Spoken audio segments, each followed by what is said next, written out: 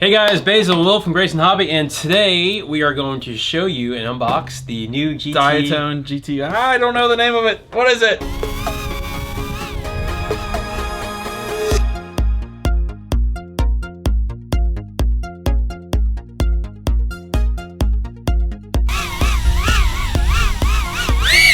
It's awesome, whatever it is. Yeah, I think we just officially announced it's Dynamo Awesome. Yeah. Right. This is the new 2018 GTR90. 2-inch quad. So it's a 2-inch prop quad from Diatone. It's got a ton of bells and whistles. Awesome bang for the buck. It does not include a receiver. It's a plug and play model, so you will have to do some soldering or installing a receiver, which we'll do a video on shortly. But basically, guys, this is probably one of the best quads that's come out this year. 2S, 3S, and 4-cell without soldering. Yeah. So, all right, we're gonna unbox it, go over it, and then right now, I would say this is probably by far the best bang for the buck of any 2-inch quad I've seen. So, have you flown anything else in your fleet since you got that? Okay, I'm gonna say no on that one. All right, so let's unbox that bad boy. So we got the 2018 GTR90. We have, first of all, you see a little, this is an extra little frame piece for the ESC flight controller and VTX. It's in a box. It's got some stickers in there. The quad is zip tied down to the box, but let's see what's in the box. What's in the box? We have props and prop guards. White. Yeah, I think the quad only comes in white. I don't think they offer a color pre-installed yet, at least for the initial releases. Oh, that's kind of nice. They come with an XT30, so if you have batteries that had JST and all that, at least you can convert one of them over. So that's pretty nice of them. Looks like a couple extra frame screws. These are the silver stainless ones are your prop screws. Now keep in mind these are going to be for the stock props. Got extra. These are, I believe, the screws that would screw into this plate here. You got 2 rubber bands, the rubber little anti-slip pad that goes on the bottom of the frame for hold the battery. A little extra, I guess, the color accents for the side of the frame, and you got some zip ties. So I guess if for mounting an antenna or something. Right. So what's this? Where to go? What's this? This is this part here. If you look in here, the whole stack. So it's a stack basically, it's the skeleton of the stack. So the flight controller, the speed controls, and the VTX all mounts. So it's a spare part. So yeah. I've tumbled mine several times. I haven't broke it yet, but it's nice that they at least include one. And for those of you that don't like white, they come in multiple colors, orange and blue. Yeah. And so if you want to change the color, there's 4 or 5 different color options. Now, keep in mind, if you buy a color kit, if you wanted the whole thing in that color, you need to get 2 sets because you only get 2 guards, 2 props, and 2 little motor guards and all that with it as well in this. So realistically, you should buy it in 2 sets, but you can do 2 different colors, stuff like that. All right, well, so on a scale of 1 to 10, well, how happy are you with that quad? Let's put it this way. Everything on paper sounded amazing, but we've seen that before. We've seen that with Eachine Wizard 220S. SPC Maker. SPC Maker. The list goes on and on. I mean, a lot of quads have a lot of features there. One thing, I'm a Diatone fanboy. I'm just gonna go ahead and straight up say that. I really like a lot of the stuff they make.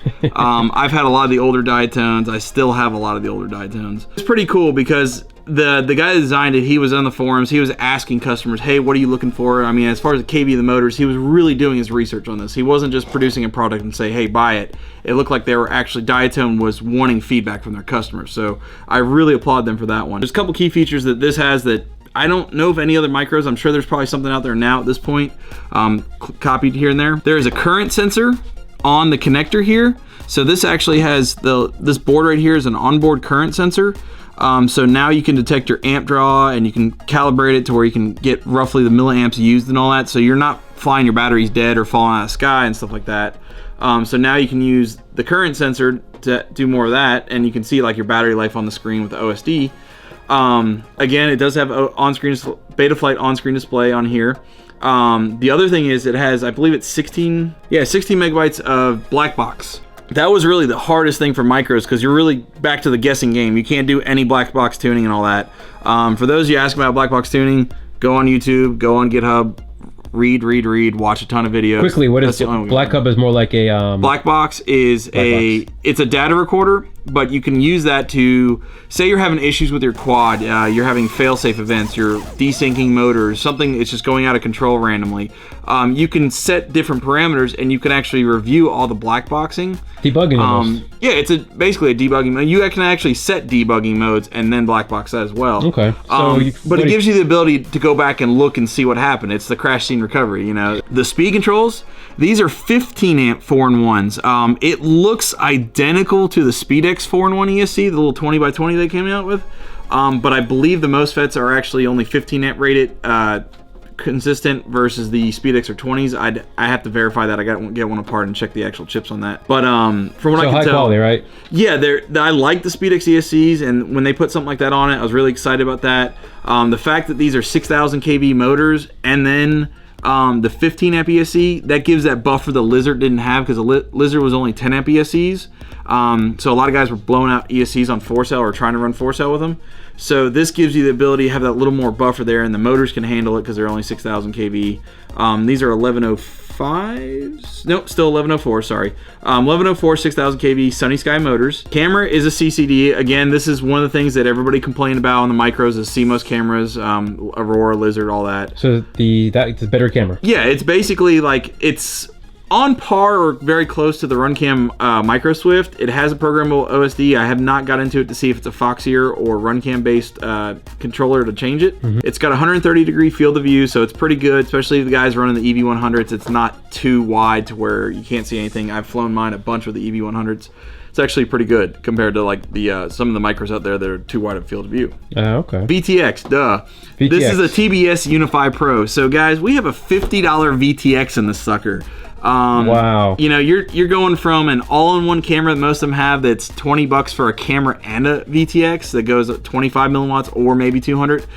This one has 25, 200, 500, and 800 milliwatt 800 milliwatts, the little guy. Unbelievable. Yeah, now it felt like it was cooking pretty good on 500 milliwatt. Maybe I'm just not used to the TBS on something like this. I would say don't leave it sitting on the table with 800 Definitely milliwatts airflow for sure. Yeah. But that is $50 VTX on this, fully programmable, smart audio. You can go through your OSD, through the Betaflight OSD, change your channel and power and all that.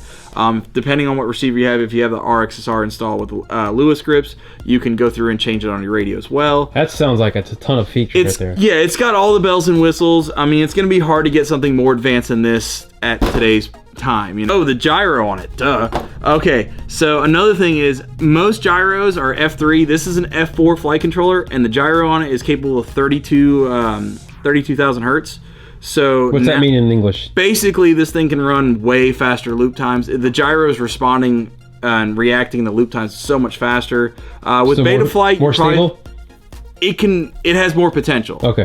But basically, it's stupid fast gyro. It's gonna have a lifespan. It's not already outdated by the time you got it. Right. Right now, I would say this is probably by far the best bang for the buck of any 2-inch quad I've seen.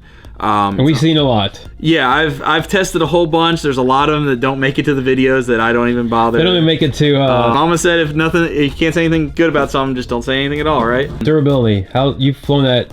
I haven't really crashed this one much because it flies really good out of the box. It has a little bit of prop wash oscillation. Nothing bad though. Way better than most of the other quads I've seen out of the box. Diatone, they did a little homework. They did a little tuning on it. They didn't soft mount the motors, which is actually something I was surprised about because I know a lot of guys did want, that was one of the requests, soft mount the motors, soft mount the motors. They didn't do it. They did soft mount the flight controller, which does take a lot of the vibration out or to the gyro. So have you flown anything else in your fleet since you got that? Okay, I'm gonna say no on that one. It's got the new shiny car effect on it. Plus it works. Yeah, on itself, it's got a ton of features. The price is right. I mean, you're getting a $50 VTX and roughly a $30 camera on it. So you got $80 worth of just camera equipment on there, or video equipment. You got an F4 flight controller. You got a $30-something speed control on it. You got Sunny Sky motors. These are really nice motors. They feature, like the SPC, which the SPC I believe are rebranded Sunny Sky. They're gonna have that 3mm shaft, I believe it is, or 2mm shaft turned down to the 1.5 at the top. So you're gonna have a stronger, the motor shaft is less likely to get bent compared to some of the cheaper motors out there. It went as far as including the little anti-slip pad for the motor, or for the battery, so your battery doesn't eject every time you land. The Velcro strap, instead of including one that doesn't strap down to anything. They actually have a custom made one that's a little shorter. How's the power on 3-cell?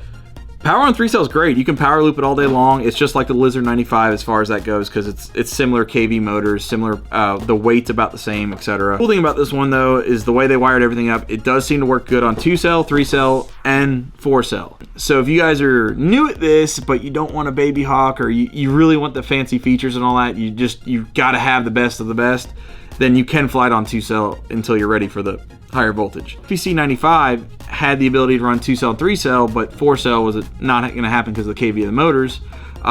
So now this one steps up. They dropped the KV of the motors, which is something I wanted to try with the SPC. They went ahead and did it. Got the bigger ESCs, not quite as big as the SPC. It's only 15 amps, not 20s or 28s. But it has the ability to run 4-cell. Now, if you are going to run 4-cell, the stock props, these are 2030s. They're like here's actually some right here. These are basically the DYS 2030s. Does provide a lot of thrust on 2-cell. The pitch of the prop's lower, so the amp draw, I think it's rated at like 10 or 11 amps, I think, per motor on 4-cell. So the amp draw you're not gonna have to worry about. If you do change the props though, there's two things to keep in mind. Remember that I said the screws are going to be too short, so you're going to need to pick up some longer screws. All right, so the point is the ones that come with it are about 1 millimeter or too short, right? Yeah, so the ones that come with them, you're going to want screws that are slightly longer. These screws, guys, actually came from my Lizard 95 prop set. So Jim Fam has 1940s. Yeah, and then these are the 2040s I'm running. 2040s. So I guess if you're gonna run 4-cell with aftermarket props, I would probably start with these. These are gonna be a little easier to tune, a little more forgiving on 4-cell. The amp draw will be lower, etc. But I think you would actually find these are gonna be better for 4-cell use than the 2040s. Then 2040s, they'll be for... 2040s will be for 2 and 3-cell use. Okay. Now keep in mind that the prop gap is very close. Yeah, I saw that. That is tiny. So when you get them, guys, I would actually take your, the wires, see how like this one out of the box, I'd actually kind of just push them down. Don't, hurt the solder joints, but literally just kind of... Check for clearance if you change props. Just tuck your wires, yeah. Check for clearance. I don't know. I mean, it's one of those things. Speechless. Yeah, it's got everything good on it. I can't be negative on this. I don't know what to do. I'm trying to be negative, but it's really hard. They did really good on this. Mad props to Diatone for this one. I'm really impressed with this one. This one works really well. All right, guys, I hope you like this. We know Will has. Yes, one thing I failed to mention on the minuses though, it does not have an onboard buzzer. You'll have to update the D-Shock Command BL Heli firmware to make your motors beep as a buzzer, or add an external buzzer if you want to. Just don't crash. Don't crash, don't lose it. Yeah, right. Exactly. Hope you guys liked the video. I really enjoyed this little quad. If you guys get it, I think you'll love it too, assuming you know how to fly. Right. So give us some comments below, some feedbacks of what you want to see next on the video. I know we have a new video coming with the receiver install, the XM, possibly the R, that new R. Yeah, we'll probably do a couple of videos on installing, probably a little quick how to set it up, because there's a couple things that changed on the preset configurations on this that make it a little better. And stay tuned for more. This is an awesome little quad.